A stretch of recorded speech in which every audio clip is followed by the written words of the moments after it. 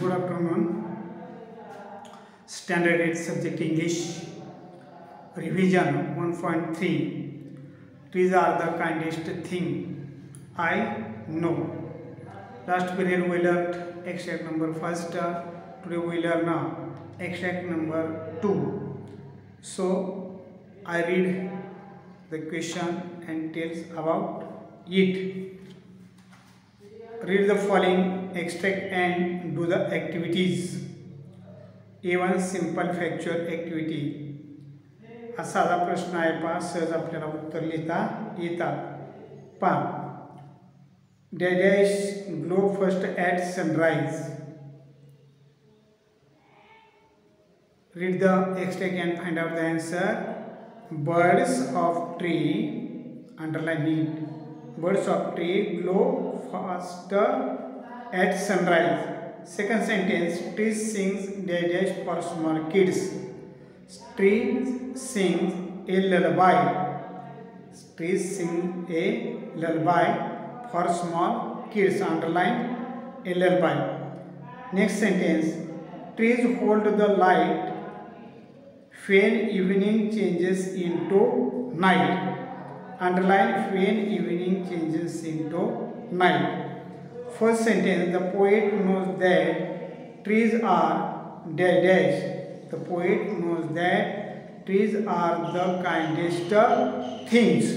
Trees are the kindest things. Underline the kindest things. Do you understand? समजलं तुम्हाला? हां. दूसरा पॉइंट पाहता, pick from the poem lines that create a picture in your mind. आता त्या ठिकाणी आपल्याला असं सांगता येते पहा, line. They are the first faint days begin to touch the beams of morning sun. Second line असं सांगता येईल, they are the last to hold the night when evening changes into night. And next sentence, and when a moon floats on the sky, they hum a drowsy lullaby.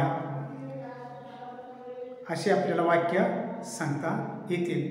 Then next answer the following. Which part of the trees glow first at sunrise? झाडाचा कोणता भाग सूर्योदयास सर्वात आधी प्रकाशतो? तर green birds glow first at sunrise, त्याचं उत्तर देता येईल. त्याच्यानंतर what do trees do for small kids? वृक्ष लहान मुलाकरता काय करत असतात? कवीने वर्णन केलेलं आहे. तर trees hum a drowsy lullaby for small kids, असं उत्तर तुम्ही लिहिलं आहे. ते परत काय करा, वाचा, पहा. त्याच्यानंतर exercise number 2 page number 13. A2 complex factual activity, broad question असतो थोडा, पहा. Pick out lines that mean the following. आता या ठिकाणी kids love to listen to songs from trees अशी लाईन दिलेली आहे आपल्याला. मग तशी कवितेत कोणती ओळ आलेली आहे ती शोधून पाहिजे. तर असं आपल्याला सांगता येते. By answer, the hum of drowsy lullaby to sleep children long ago. Second line, trees are very kind असं दिलेलं आहे. तर त्याला आपल्याला कवितेत ओळ कोणत्या आहे? Trees are the kindest things I know. समजलं? त्याच्यानंतर पुढचा जो प्रश्न आहे A3 activity based on poetic device. हा किती मार्कासाठी आहे सांगा? 1 मार्कासाठी. वरचे 2 प्रश्न किती मार्कासाठी आहे? ते 2 मार्कासाठी, 2+2. Then question first point, pick from the poem words that rhyme with the following words. बघा, आता कवितेतील इथं शब्द दिलेले आहेत आणि कवितेतून आपल्याला काय करायचं, तशा प्रकारचे रायमिंग वर्ड काढायचे. म्हणजे त्यापेक्षा अधिक आपण नेहमी काय करतो, एक लिहितो, इथं 2 लिहायचे आहेत. फनला काय बिगन आणि सन येते. त्याच्यानंतर साईटला काय सांगा, लाईट नाईट. बरोबर आहे. एकानंतर अनेक असं राहिलं लिहिताना काय करायचं, म्हणजे स्वल्पविराम देऊन पुढे शब्द वाढवायचे, त्यांना अंडरलाईन करायचे. फ्लायला सांगा स्काय ललबाय. बरोबर आहे. त्यानंतर find words that describe the following. आता त्या ठिकाणी दिलेले जे नाउन आहे ते नाउनला वर्णन करणारे जे विशेषण आहेत तर ते कसे आलेले आहेत, कोणकोणते शब्द वर्णन करणारे आलेले आहेत ते सांगायचं आहे. कोणता पहिला शब्द दिला आहे? मून, सन दिलेला आहे. तर त्याला आपल्याला काय सांगता येतं, मॉर्निंग सन म्हणता येते. काय करता येते, मॉर्निंग सन. त्याच्यानंतर ड्राउजी ललबाय, ड्राउजी ललबाय.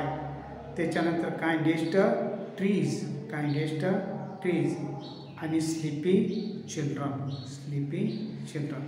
तर हे असे प्रश्न आहेत. अजून इतर काही प्रश्न जे आहेत ते तुम्ही काय करू शकता, सोडवू शकता. तर हे पुन्हा पुन्हा वाचा. Read again and again, right also again and again, and do understand, try to do understand it. So we stop here.